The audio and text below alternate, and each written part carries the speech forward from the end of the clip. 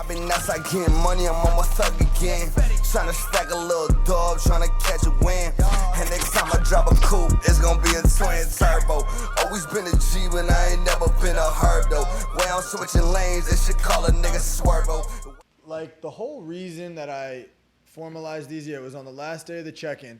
And I just felt like, listen, man, we're in a society right now where there's so much bullshit that's romanticized and glorified. Like, we want to bring real solid principles and morals and standards back. Yeah. And succeeding by bringing value and being able to stand on everything you do, we're trying to make that cool again. Like, there's a bunch of bullshit that's out there. And so why don't we actually bring back the real shit? You know what I mean? Yeah, like, 100%. And be a voice for that. So, yeah, the principles of leadership, I'll let you get into it. Okay, so the first bullet that you've got on here is always put success of the team ahead of yourself. And I think for anyone who has, managed a team before, this is fundamental, right? But it's also sort of easier said than done. So what's like, I guess, a real life example of how you would apply that in, your own life or on a broad scale? Yeah, so this is one of those that I learned from my mentors. I constantly saw them sacrificing so that they could provide, like, that they could fund the business and things like that. Mm-hmm. And so a lot of what I've learned that really hits home is when I see other people living shit. You know what I mean? Yeah. And when I became an owner in a business, I realized just how challenging that is. We put in so much work. It's been years. It's been 5 years, and we're still not really taking profit. We're putting everything back into the business. And what happened was, as I got into the ownership seat, I started to learn just how difficult it is to say, you know what? No, we're going to put it like, people want to advance their careers. We want to create an environment where people have opportunity to grow and meet their financial goals and look at this as a company that they can see themselves with for the long term. Mm-hmm. And so in order to make that a reality, especially as a startup, there was no choice but to put the team first. And so it was like a really humbling experience, but a really rewarding lesson for me to learn firsthand of every day as I'm staying up till midnight, then waking up at 5:30 and doing it all over again and putting in all this grind and not taking anything from it, but getting the reward of seeing the team grow and appreciate it and grow as a company. It was a tough pill to swallow, but it was a big one for me as a business owner to learn that firsthand. And so essentially it's like leadership is putting others first. And when you look at the best leaders, the best coaches, they're a servant of their team.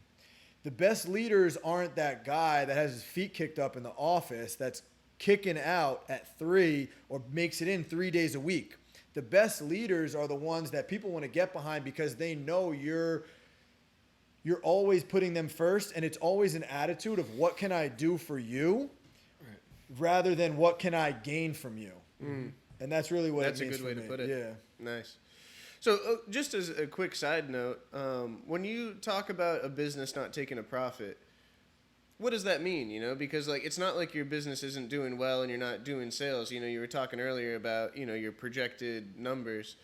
What does it mean to not take a profit? It means basically that we're reinvesting 100% of the capital back into the business. Kind of like what Mr. Beast does, the YouTuber. Yeah. I mean, like what Tesla was doing, like we're in such a hyper growth phase right now as a company that every single dollar that gets earned gets reinvested. And on top of that, we're putting outside additional capital into the business always. Yeah. So it's like every dollar, it's not about like us taking money out or living this lifestyle yet or so the business is profitable and we're growing, but every dollar gets reinvested back into creating a foundation for more greater long-term success.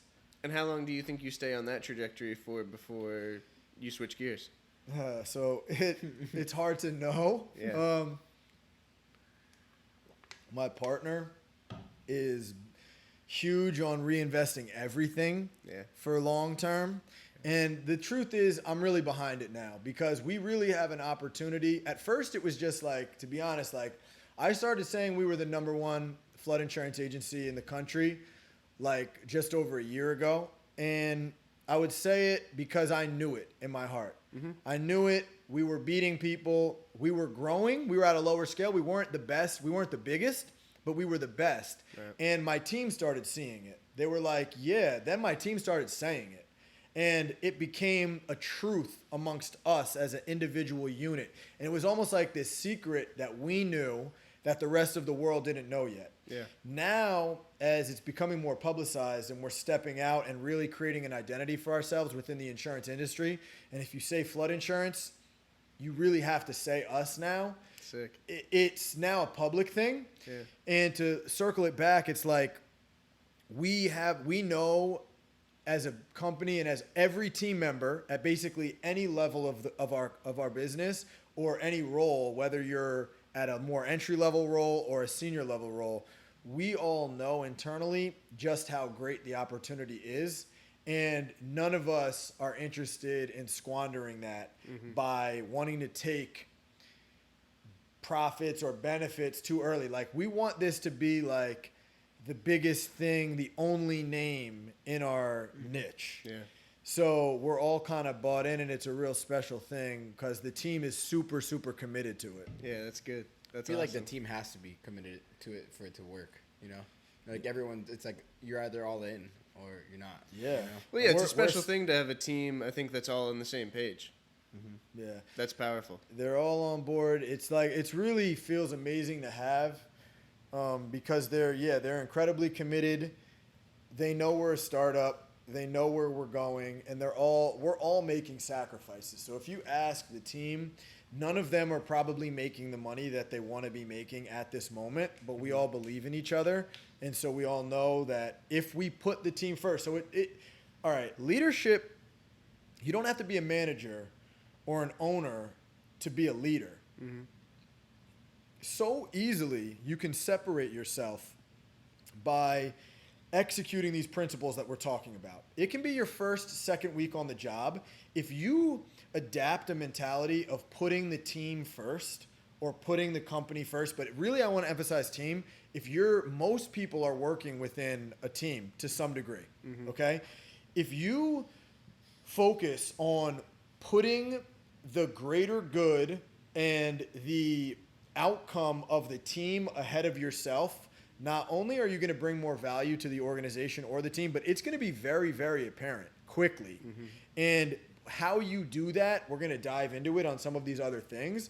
But I think just being selfless and always thinking about what can I bring to the table rather than what can I take is going to set you up for success. Yeah. I like that. And I like that you said it applies on every tier of the totem pole. You don't have to be the owner of the company to adopt that mentality and benefit from it, you know? I think that's really well said. Okay, so the next one we got on here is take 100% accountability. How do you apply that on a daily basis? Extreme accountability, okay? Extreme accountability. It's not a fun place to live, but it will get you far. It's very uncomfortable. Yeah, it is a difficult place to operate because you never let yourself off the hook for anything. And some people will say it's borderline unhealthy, but extreme accountability will take you so far in increasing the standards that you carry for yourself in just what you put out into the world, how you treat others, the product that you release. And if we want to just boil it down to just one simple concept, is own everything and never give a but. When you there's such power to saying, yeah, I messed up on this. I was reflecting on this. I could have done way better. I should have planned better. I should have let you know I wasn't going to be able to make that, and it won't happen again. Rather than giving them a list of excuses of why, or even almost meeting them there and almost saying that, but just not resisting that urge to slip that butt in there. Or somehow justify your shortcoming. Just own that shit, stand on it, and just stand on it, period. Slip that butt in there. That's Don't good. slip the butt. Yeah, I feel that. And then also, I think another fold to that is when you say it's not going to happen again, you have to own up to that too and stand on that. You can't let it happen 100%. again. If you make those promises, you got to say it and mean it. Don't just say it because in the moment it's the right thing to say. Absolutely. Actions. It's all about actions. It's not about what you say at all. It's about actions. Yeah, 100%. Always. That's good, dude. I like that a lot. And this might kind of go hand in hand with the next bullet point, which is own your mistakes and your successes. But I guess those are two, opposite ends of the spectrum. What do you mean by own your successes? Yeah, a lot of times for hyperachievers and for obsessed winners, we're always so focused on what we haven't accomplished yet that sometimes we don't acknowledge our victories as much. And it's really important to acknowledge the incremental achievements that you're making along the way as checkpoints to your overall greater goal. And so I think it's just really important to fully own your mistakes and your successes and know inside what you're capable of. And so as you stack these wins, you're going to organically build this confidence and organically know what you're capable of. And by owning your successes, you know what you're capable of and you know what you bring to the table. Therefore, you're not going to allow yourselves, it just doesn't make sense, and it just doesn't, you'll never allow yourself to be devalued because you know what you're bringing. So it also allows you to walk away for things that don't serve you. Yeah. Yeah. That's good. This next one is, I think, another one where, anyone in a leadership position, or we've all heard this a million times in our life, is lead by example. But it's another one of those things that's way easier said than done. And so, what's the value in, standing behind what you mean and by leading by example? Yeah. And these things all seem kind of simple, but I feel like we live in a world where it's really lacking in principle. And this is like, a lot of the times it's not complex. It's simple shit. Right. Okay? Lead by example. All right? People should be able to watch the way you act and the way you treat people, and they should immediately, all right, so another thing is people don't remember like what you said, they remember how you made them feel.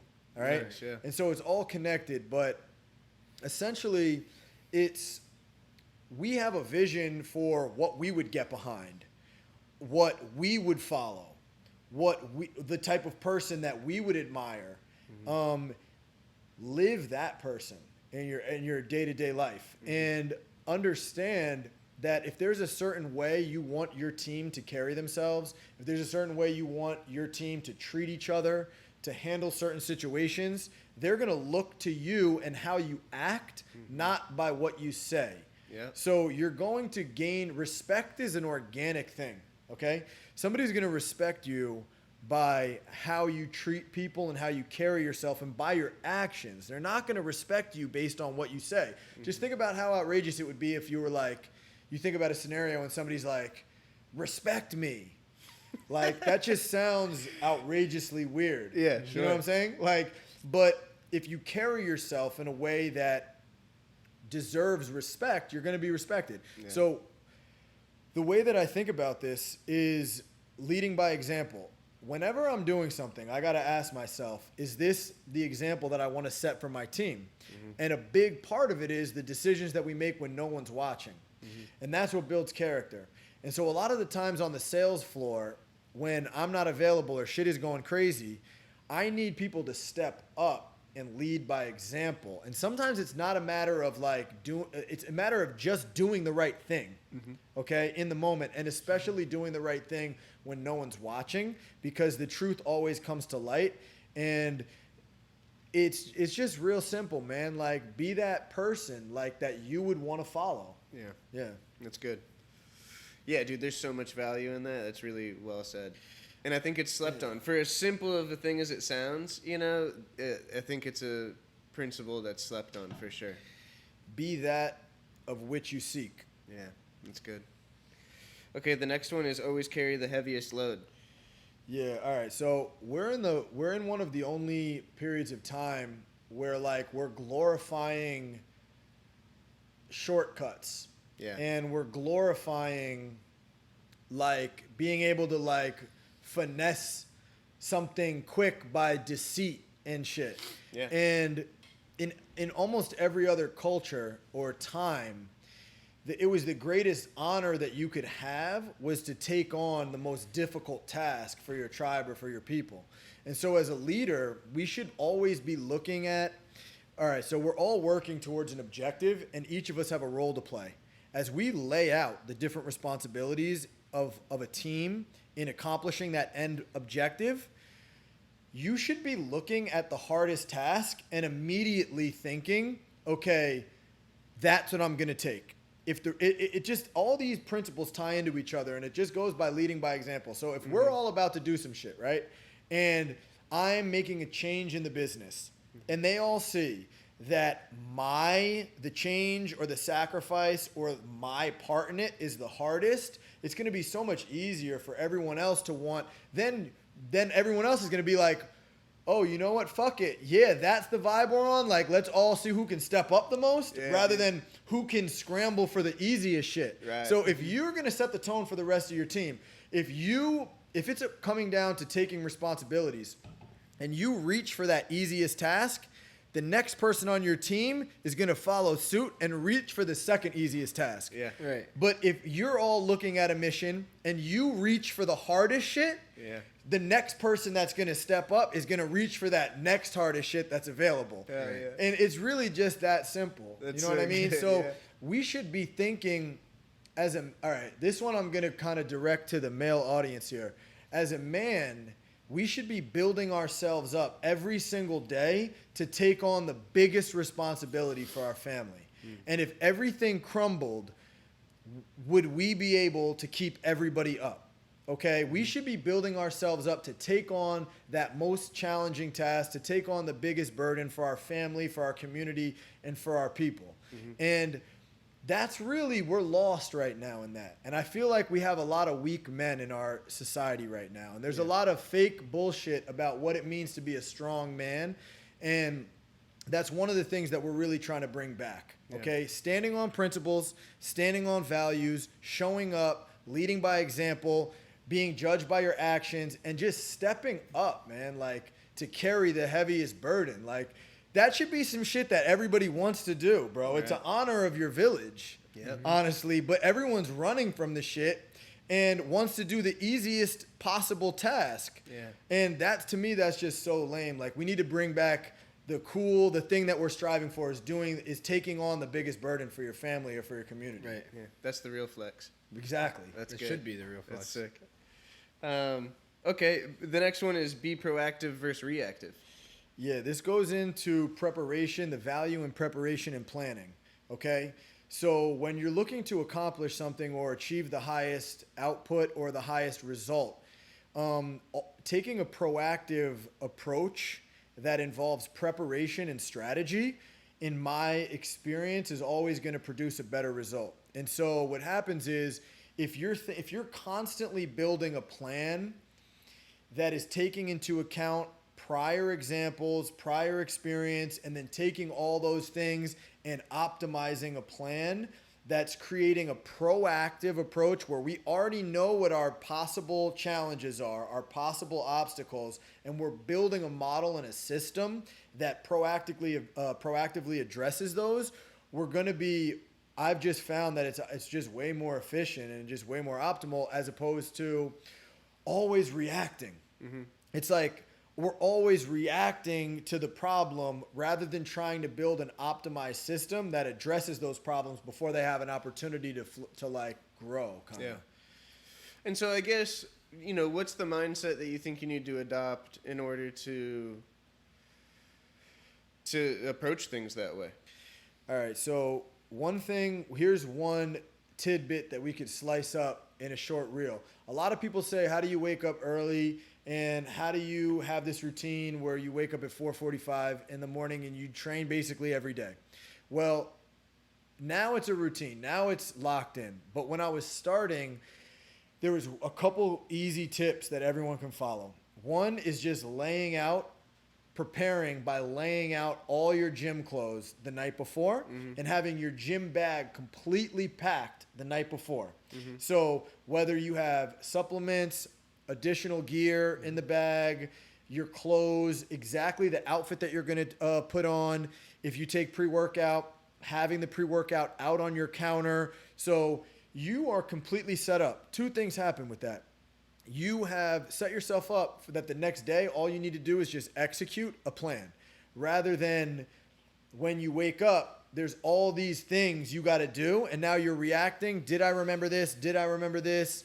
And you're kind of in a scramble mode, okay? Right. Another thing that it does is it subconsciously commits you to the engagement.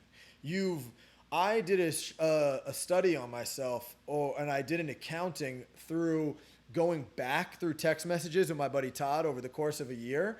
That's not true. It wasn't a year. It was a good amount of time though. And we looked at all the times that we had said like, yo, bags packed, boom, versus, and then cross-reference that to times when we didn't make it to the gym or like, yo, where you at?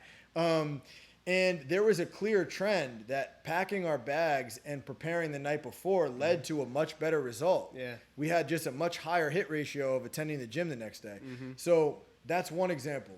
Another example of being proactive is it really just all comes down to preparation, okay?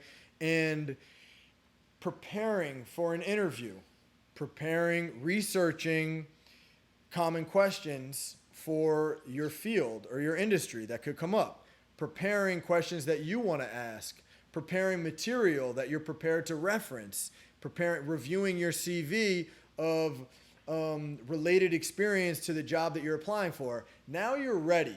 You're literally just waiting for them to ask the questions and you're ready with your answers rather than sitting in that seat and scrambling to try to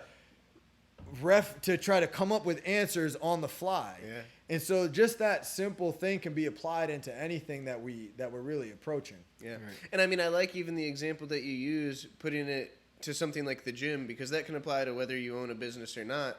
But I think also if you're starting your day out that way and you adopt that mentality for something as simple as just going to the gym on a daily basis, then when it does come time to go to work or, operate your business, you're already geared for that sort of mentality, So it's not like you're having to flip a switch and get into work mode. You're starting your day in the right mindset and with the right plan of attack. 100%. We'll just quickly pivot for a second before we jump into the next one. I can't stress the importance of stacking wins over stacking losses, okay? I'm going to take a quick sidestep. If anyone's ever thought to themselves, oh, I should do this. You maybe didn't say it out loud, but you had this thought. You saw something, you saw an ad, you saw somebody else doing something, and you thought, yeah, I should do this thing, okay? You clearly thought that because you thought that taking that action was going to contribute to a better version of yourself. So essentially when you thought that, okay, I should do this because it's going to help me become a better version of me. Then once you say to yourself or to anyone, I'm going to go to the gym tomorrow before work, okay?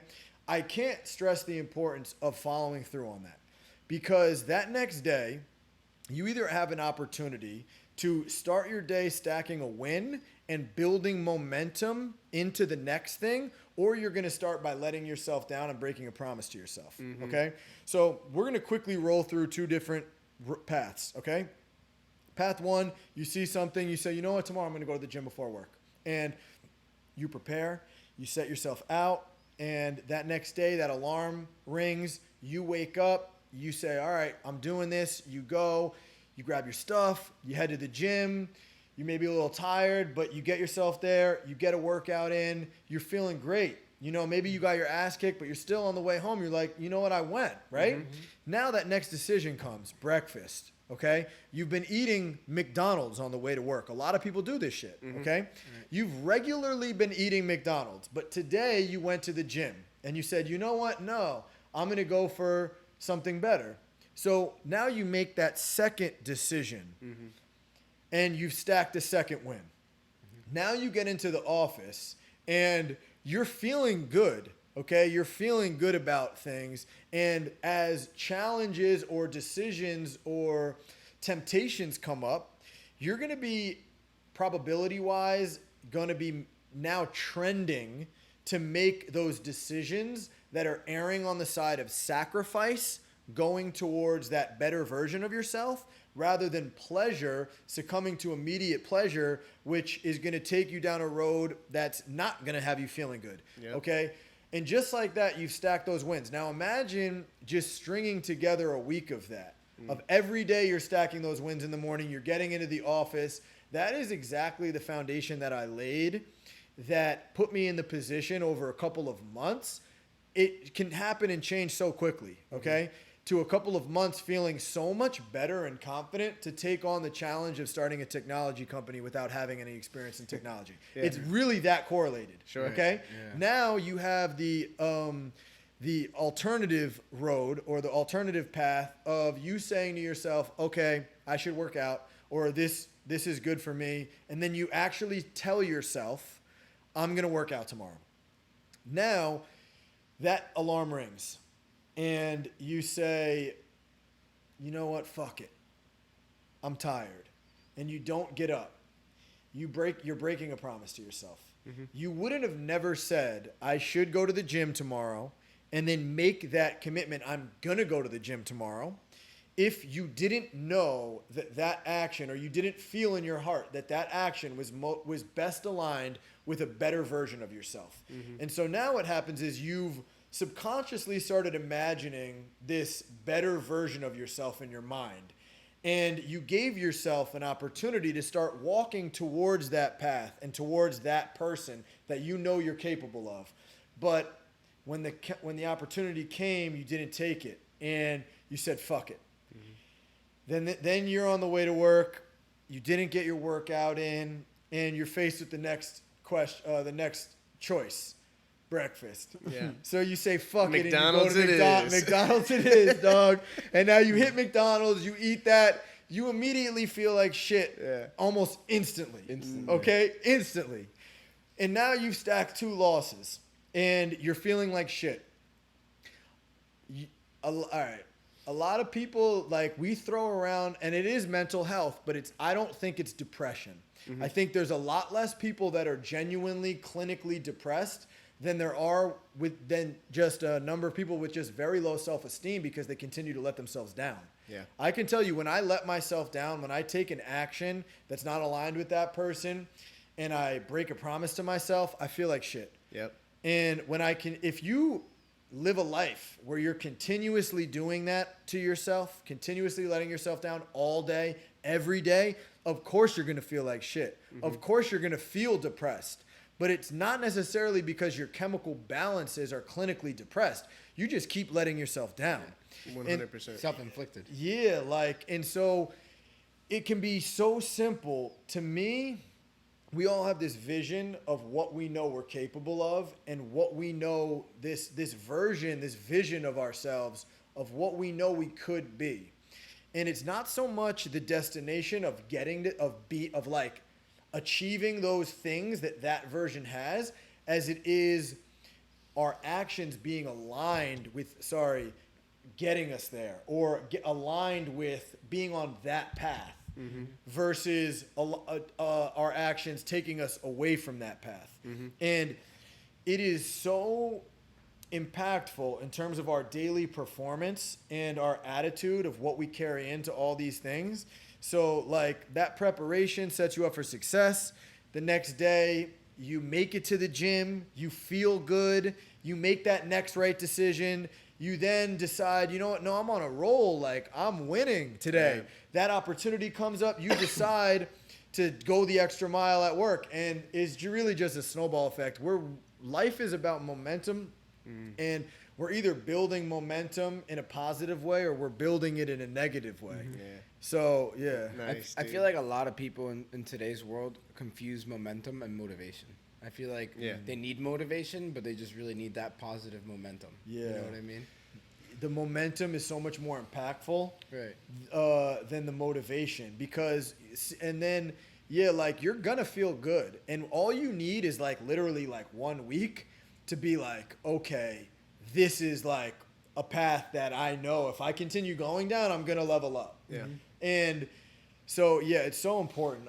I think that whole point too goes back to something probably a lot of people have heard of, and it's like that the saying or the speech about making your bed every morning, where it's sort of that same thing. If you make the correct choice that you know you're supposed to do first thing in the morning, it's that first win. Yeah. And then you're building the correct momentum for the rest of your day. And if you can keep making those correct choices, then you're way more powerful than letting yourself down when each one of those obstacles comes up. It's wild, man. You start stacking those wins early in the day. By the time you get into the office, you're going to be ready to win. Like, you're only going to be now, wanting to win.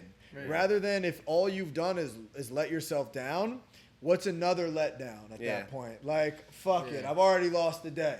Yeah. I think a lot of people get in the rut, too, of like, I'll start tomorrow, you know? So they'll make that choice. They'll make the wrong decision Monday. And just go, well, you know, today I'm fucking up. Today's cheat day. I'll start tomorrow. Yeah. But then it's so easy to roll into that next day and go, well, I feel like shit from yesterday.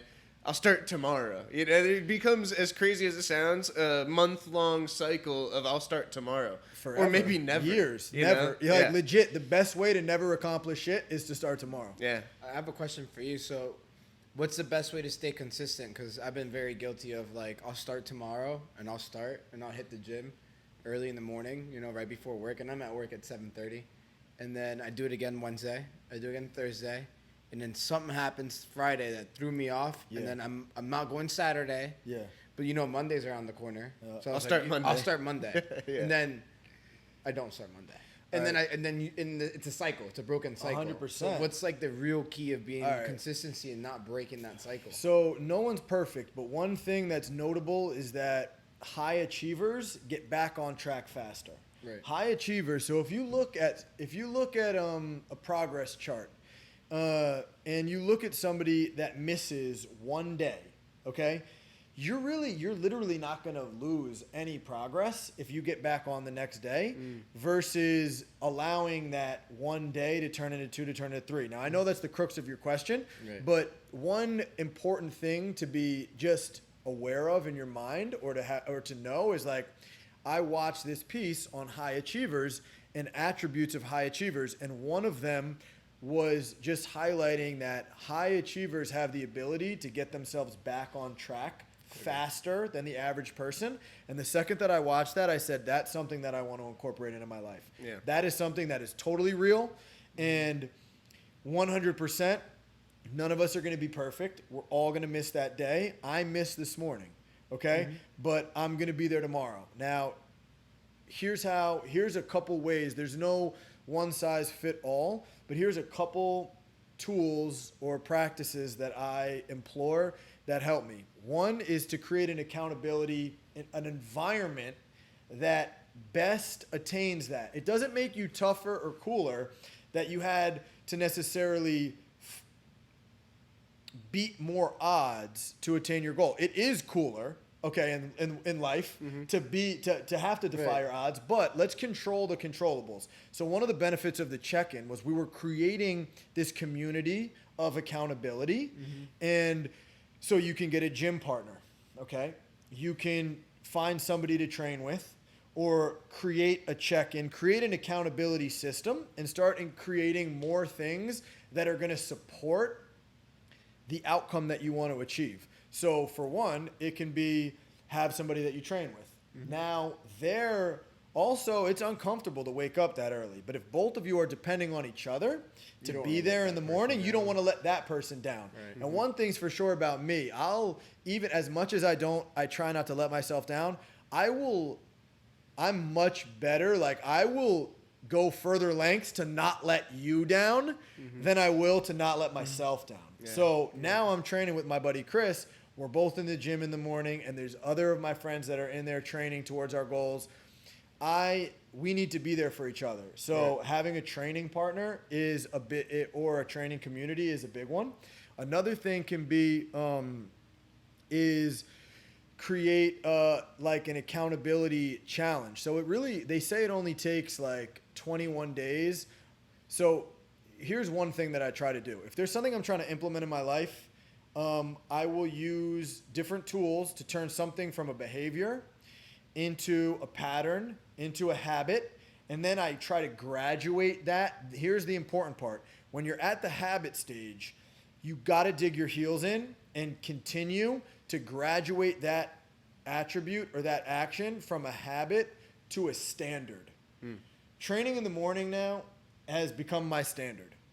So people will break habits far, far before they break standards. Once you make something a standard for yourself, I've very rarely seen people fall back on that. And so what happens is you can string it together and it can become a habit, but habits are still breakable. Once you've created certain standards, and there's certain things we could all take a second and think about a couple things in our lives that we do that we don't negotiate. They're non-fucking negotiables. Right. We're not going to break those things. And training for me now is one of them.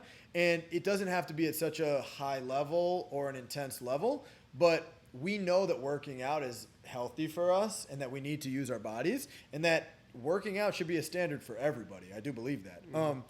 So accountability, just finding different ways to incorporate more accountability. Yeah. And then even if that's training partners, scheduled classes, so group fitness type stuff. I'm big on group fitness, even though I'm not doing it personally right now. I'm a huge advocate of group fitness ahead of personal training and stuff. I think group fitness is key, like high intensity class, like HIIT classes and different type of gyms like that. I think get great results, and a lot of them require you booking the class and having some sort of a cancellation policy that you lose something. There's a penalty. There's a penalty. A lot of times always monetary penalty that is going to keep you in line. Right. So I really like that. When I was getting back into shape, I was doing Orange Theory, and I would book my classes for the week.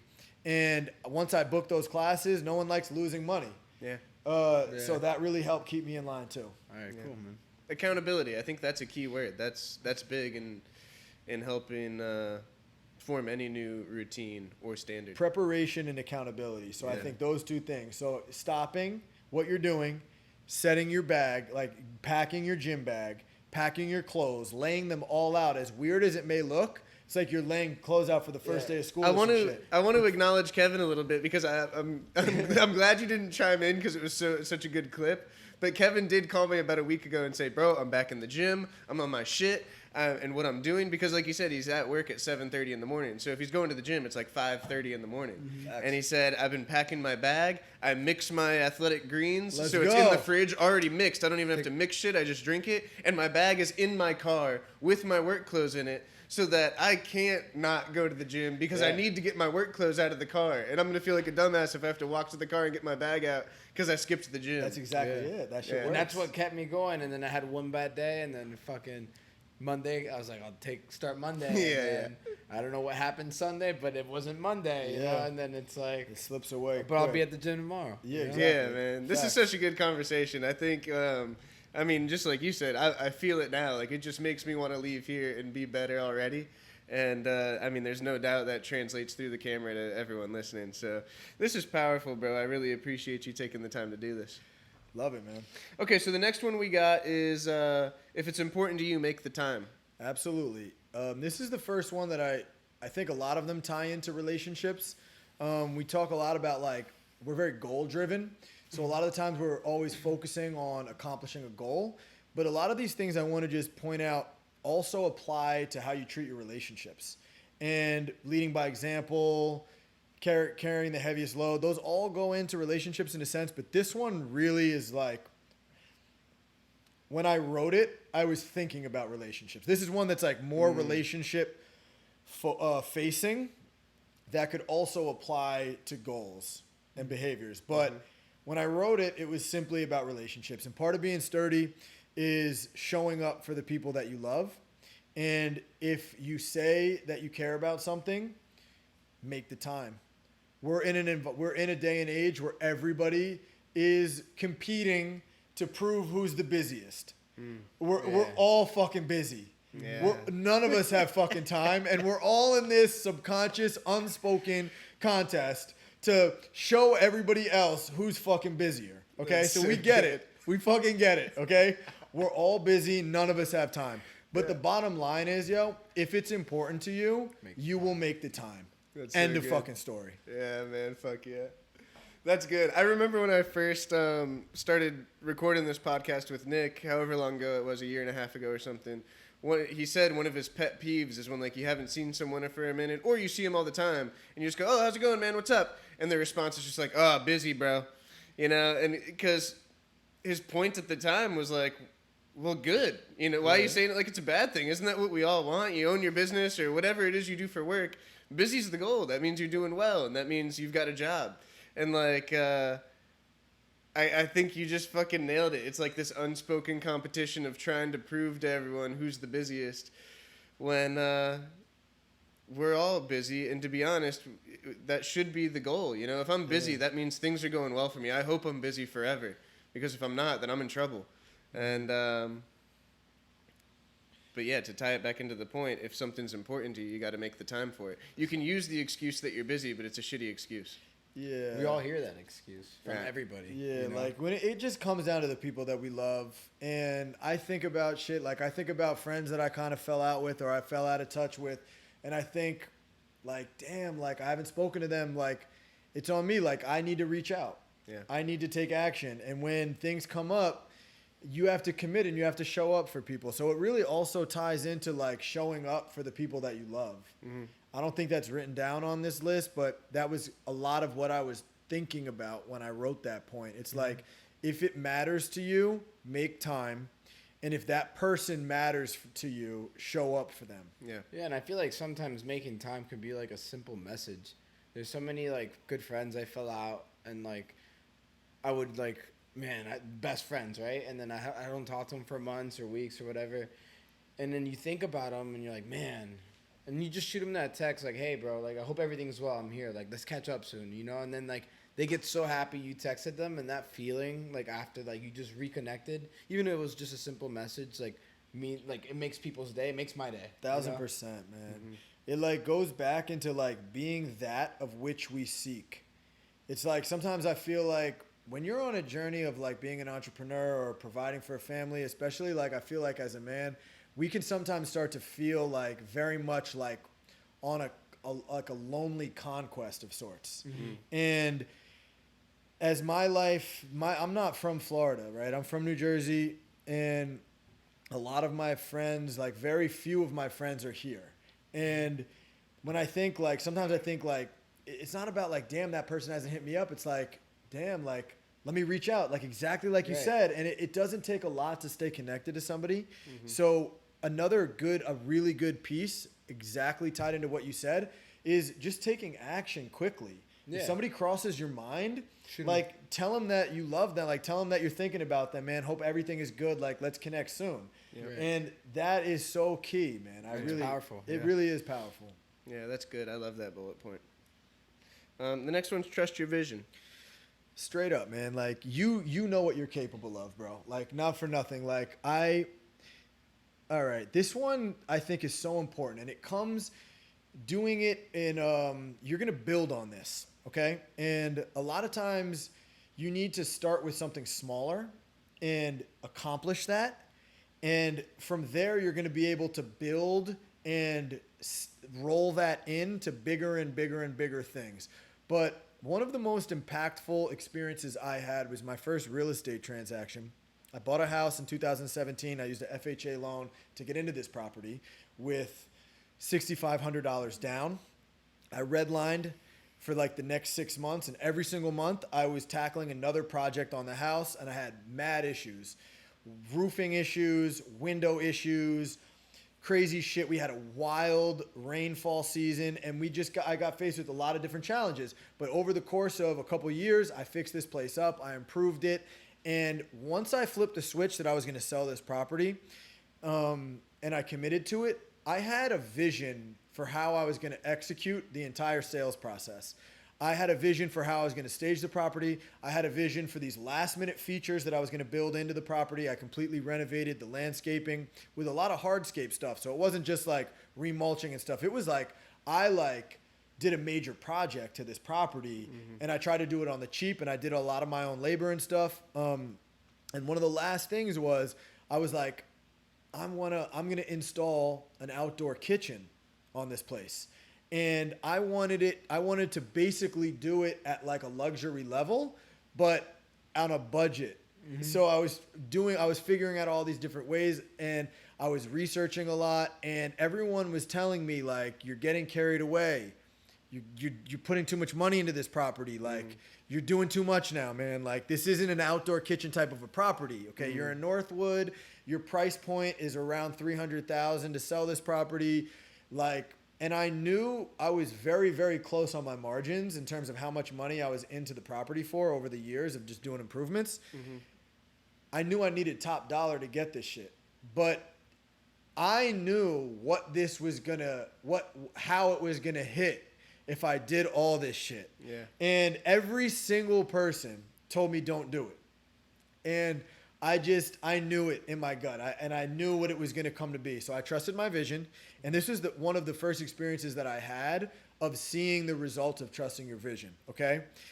From everything on staging the property, I was so obsessive over every detail. It looked like a hotel. I staged it. I moved a bunch of my shit into a storage facility so it was uncluttered. Everything was meticulously planned, every single detail. And the outdoor kitchen and everything was staged. And from the photos and everything, we had more like the viewings just exploded from the second that we launched this shit. Yeah. And it was like cars parked around the fucking corner, like around the block for this showing. And we had hundreds of people in this property in a 24-hour period. Okay. Wow. And I had it under contract above asking at an all cash offer within 24 hours of it hitting the MLS. Wow. And every last thing happened exactly how I saw it in my mind happening. Yeah. And it had the reaction, the impact that I knew it was going to have. And I couldn't believe it. I remember getting this phone call. They're like, yeah, we got the offer above asking. It's all cash. We don't have to worry about appraisal and all this shit. And I said to myself, like, yo, you knew it. Yeah. And it's like that staying like, yo, you know what the fuck you can do. Okay. You need to have that one experience to like put it in stone. But that experience of my house was so pivotal in me taking on the challenge of Rocket Flood and me creating this vision of what I knew could happen. I looked around. There was a couple players in my space that were offering online quotes. None of them had really an array of different options that would display for the consumer to choose from at the end of the experience. So I knew, I was like, I can make something that it doesn't exist yet. And there's a bunch of these challenges in the way, but I know what the fuck I can do. Okay. Yeah. It took 2.5 years. There was more fucking challenges that I could possibly describe, and more nights where I was so pissed off and distraught, and some nights discouraged, and getting pressure from my partners on why we're behind and all this shit. But I knew what we could do. Yeah. And at the end of it, we achieved it. And it was a huge checkpoint on another level of trust your vision that I accomplished experience number 2. And then I went to Vegas and I saw it, and every single person that saw it couldn't believe it. I just took the platform to Arizona to the National Flood Association conference where I had high-level FEMA officials, directors in the FEMA office that we were all talking about like, okay, what's the future of flood insurance? What is the NFIP need to enhance over the next 5 years? And that's the government program for people to get insurance through FEMA.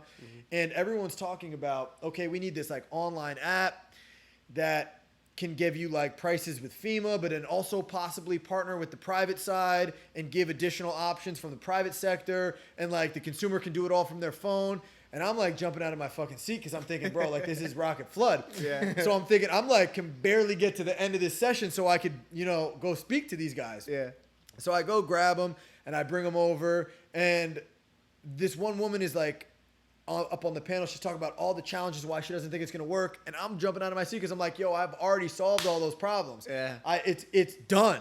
Right? Yeah. I have it right here. And when I showed them, they couldn't believe it. Yeah. And it was more and more validation for trusting your vision. But you got to start on something small.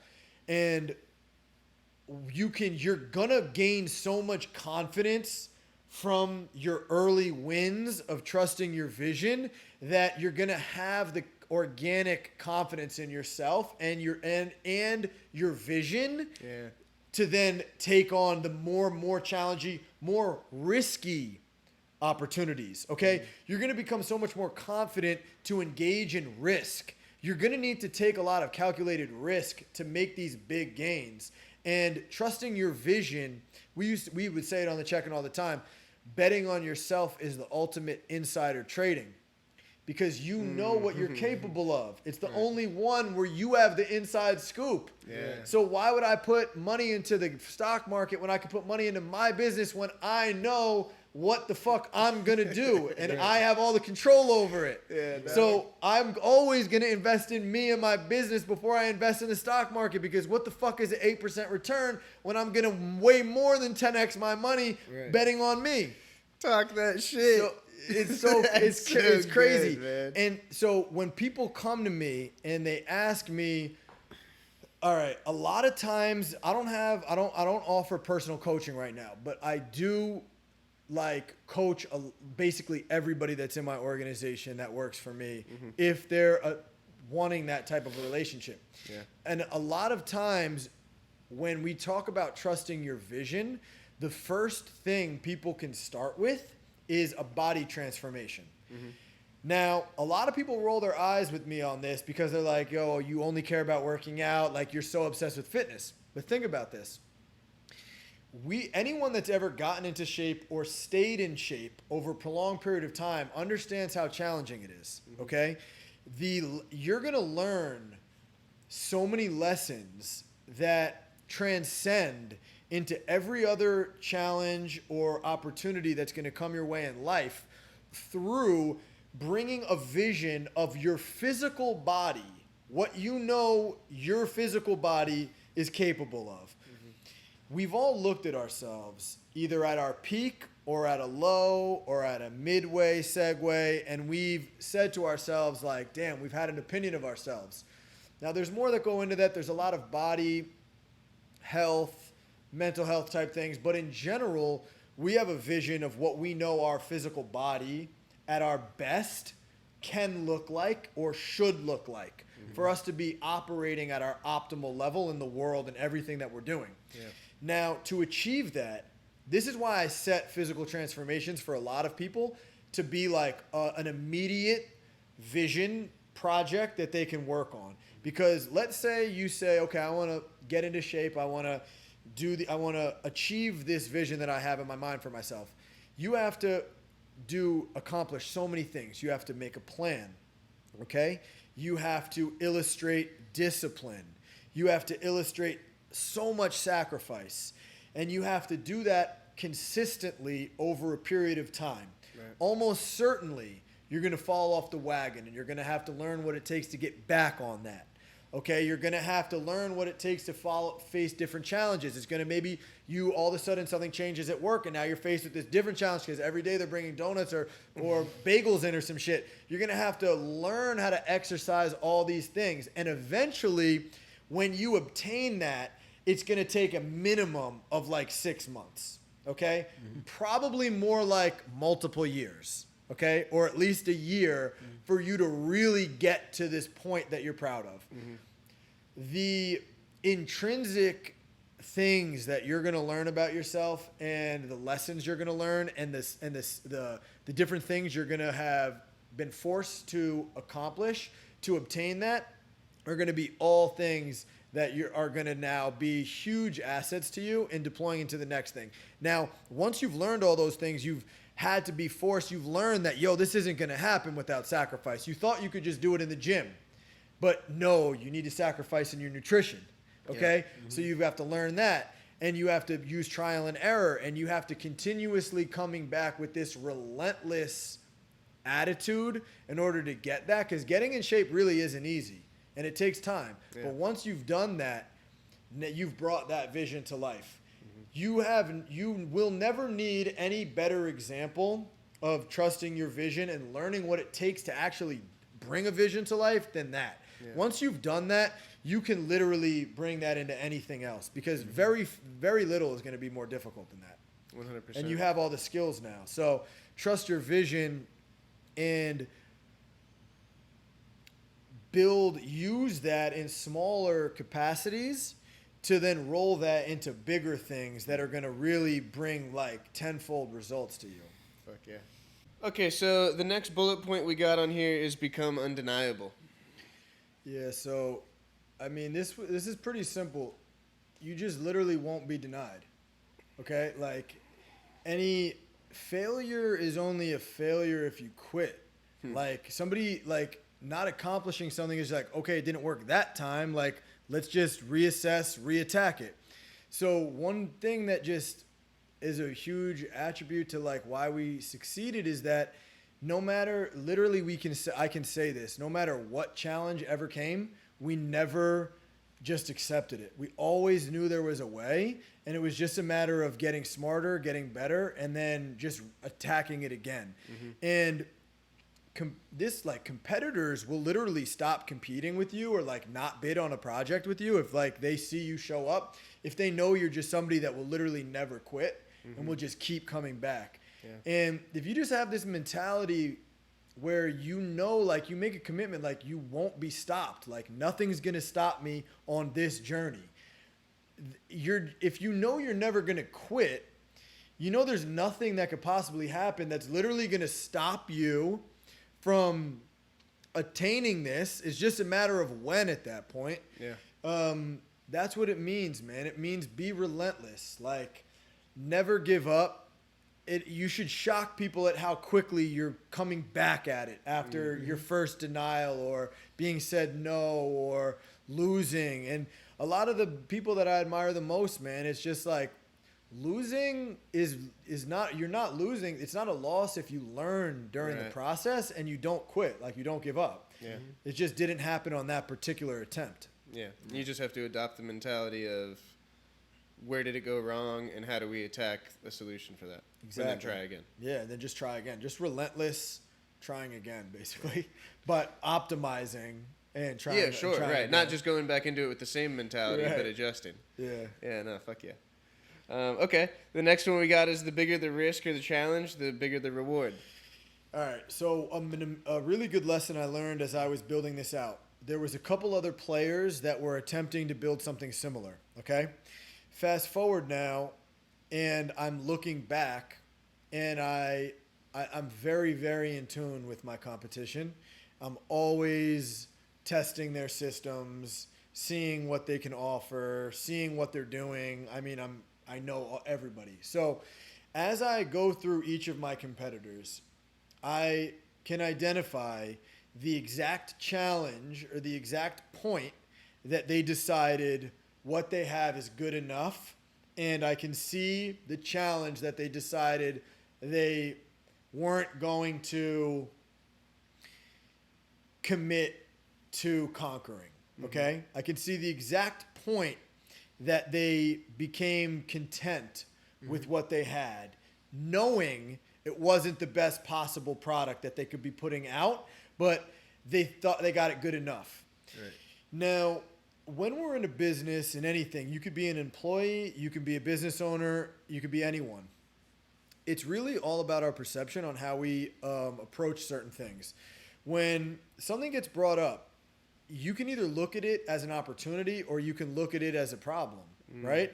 And now looking back, the reason why it was so important is my product, it's such a value. Now, every single time I see a challenge in our industry, I love it because I know that most companies that are in our space are not going to want to take this on. Yeah. And so every single challenge is an opportunity for us to put more and more distance between us and our competitor, or just showcase how much better we are. Like, we're willing to take on every single challenge that comes up. There's not a single one that we'll back down from. Yeah. And so every single time it happens, I'm like, all right, fuck, this is a fucking pain in the ass. But we gather the troops, we gather the team, we start strategizing, and we start working towards the solution. And we'll roll it out.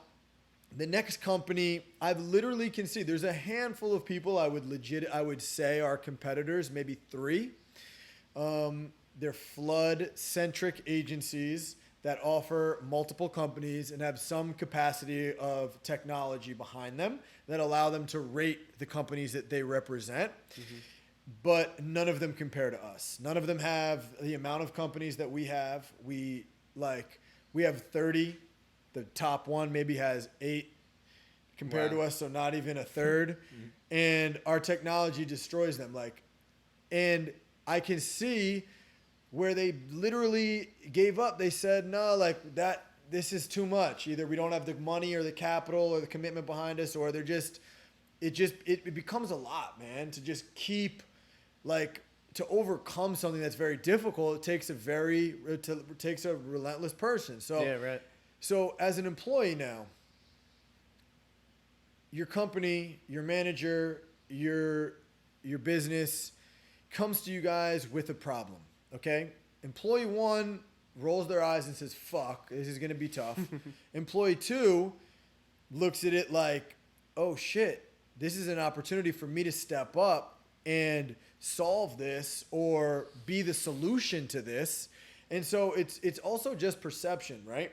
And once you kind of flip that switch and you understand that every challenge is literally an opportunity to show that you're better than the next person, that you can handle that better, Right. that you can deliver a better result, or you can just navigate that challenge more efficiently or effectively, you start looking at the world different. And you just say, bring on the challenges, because every single challenge, I know I'm going to tackle that, and a certain percentage of my consumers are just not going to be able to, competitors are not going to be able to tackle it, period. Yeah. And then the rest of them are not going to tackle it as well as I am. Yeah. So every single one that comes up is just more of an opportunity for us to put more distance between us and the competitor in the race. Yeah. It's almost like you're looking as a problem as a blessing. Yeah. You know? Right. Bring them. Yeah. Bring them on. And I like the point that you made where that is relevant at every tier of the totem pole. It doesn't matter if you own the company or if you're an employee of the company. It's an opportunity for you to stand out versus the people that you're working with or your competitors. 100%. Yeah, that's great. Well, that ties in pretty well with the last one, too. Every problem's an opportunity. That's kind of right up the same alley as what we were talking about. Bring value. Always think with the solution mindset. And life is challenges.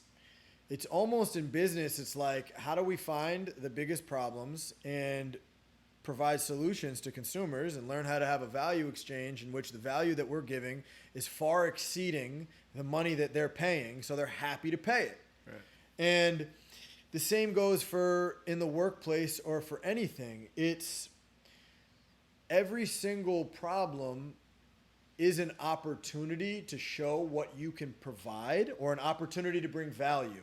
And so when I look at people that have made advancements in my business or my company or how I did, it was like, okay, we're faced with a challenge. I'm just always going to be the guy that rises to that challenge. And you do it enough times to where it's just clear, you're the best person for the job when there's just an opportunity that comes up. So it's like, just two different types of people. There's one person that's going to look at it like, oh, fuck, or another person that's going to look at it as an opportunity to grow, to learn, and be the one that provides that solution. Right. And one thing that happens is, that I can't stress enough, is every problem or challenge that we face in business truly is an opportunity to learn.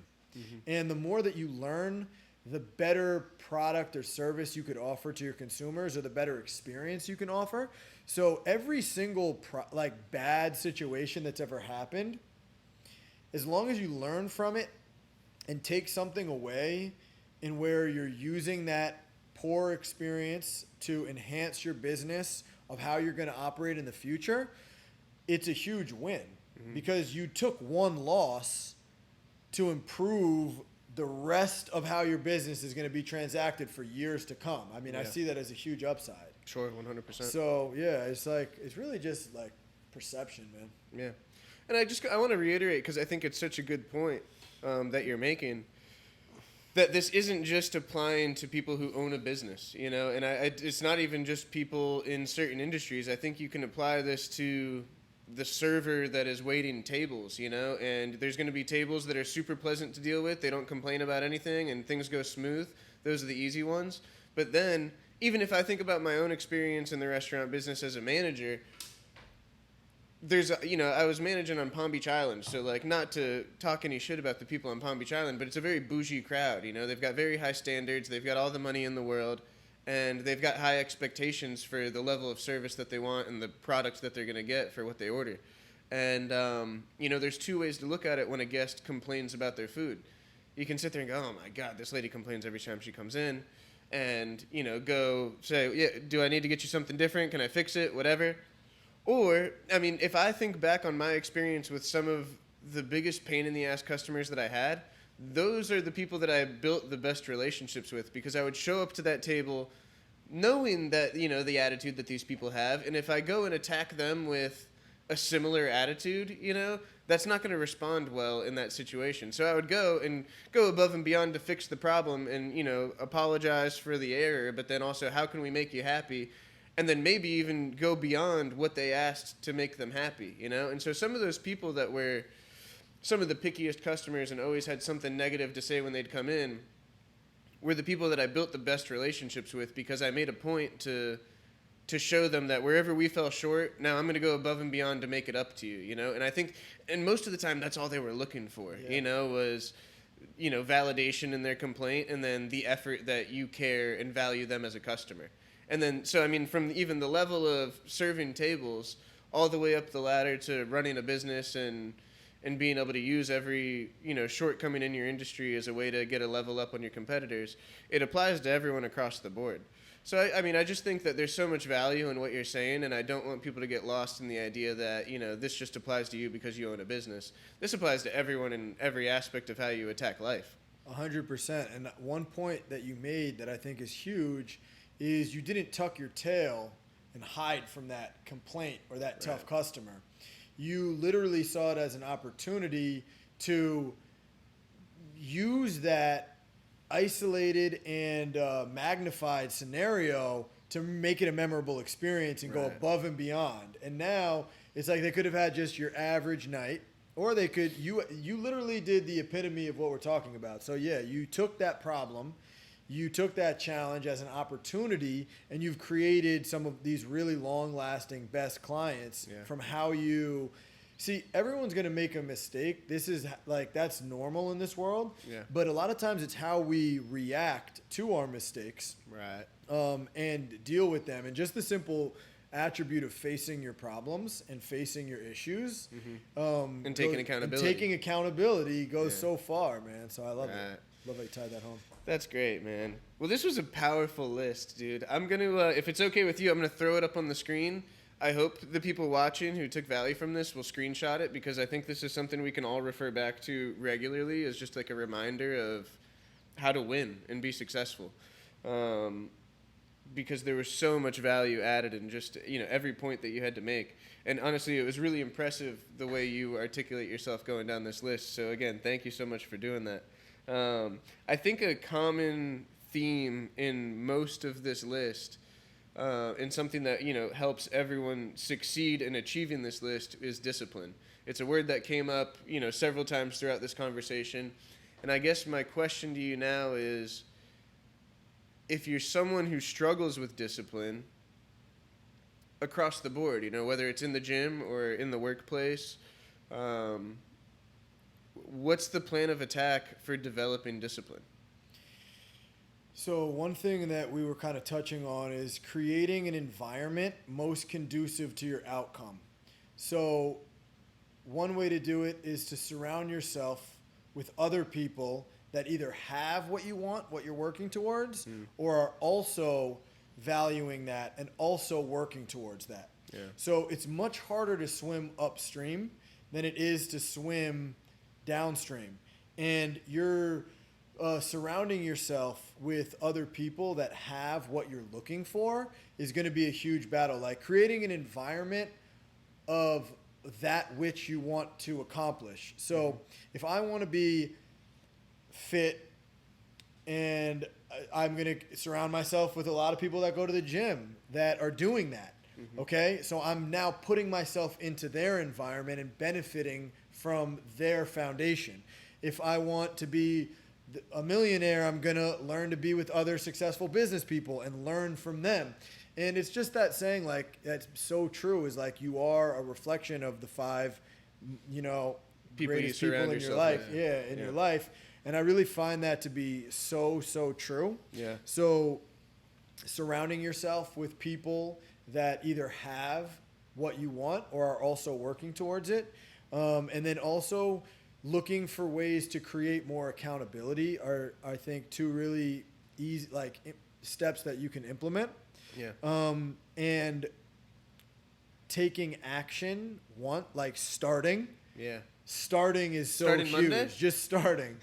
Like, Start start now. immediately. Yeah, right now. You know what I mean? Like, Yeah. and starting could be just preparation. Like, I'll tell you one thing. We all go through ebbs and flows. Like, life is chapters. Life is ups and downs, okay? I've been having a lot of shit happening on the business side and everything. I'm going home and I'm packing my bag tonight as a result of our Same conversation. here. Yeah. So us just talking about it and having this communication is going to support the outcome we want. Yeah. So all 3 of us are going to go have a takeaway from this conversation, and we're going to go apply it. And we're keeping it relevant. We're creating accountability between the 3 of us, and also surrounding yourself with other people that have that. Hell yeah. yeah. That's great. Okay, man. Well, we covered a lot. And I had like some other funny little things to touch on, but I almost don't even want to dilute how powerful the message was by talking about like Instagram blue checks and shit like that. So I almost want to cut it off here because I think that this was a super powerful message and it added so much value. So G, thank you, bro, for coming on again. It's again, if you haven't seen his first episode, I highly suggest you go watch that because he's got an incredible backstory. And I mean, I don't think there's any way someone could watch this episode and not have respect for you. But after you hear what this guy's gone through to get to this point, you're going to be blown away to see the person that he is today. And again, man, I just want to say how much I appreciate getting to know you over the last few months. It's been really dope, and it's been great to watch you grow. And, I mean, without a doubt in my mind, I know you're going to continue to grow and stay sturdy, dog. So thank you again, bro, and thank you guys for watching. This is another episode of the Millennial Mentality. We're going to tag, your socials, Sturdy. Whenever the OG network pops off, we'll definitely post that too because that's something that I'm going to be looking for. I think Kevin too, and it's something a lot of people can definitely get value from. Is there anything else you want to plug before we get out of here? Not really, man. Really appreciate you having me. Always great to be in the shop. Great to link up, and look forward to the next chapter, man. 100%. I hope this isn't the last time we have you back on, bro, because I think you've got a lot of great things to say. Appreciate you, man. Yeah, we'll be back. Appreciate you, bro. All right, guys. Peace. But I've been outside getting money, I'm on my thug again. Tryna stack a little dub, tryna catch a win. And next time I drop a coupe, it's gonna be a twin turbo. Always been a G when I ain't never been a herb though. Way I'm switching lanes, it should cost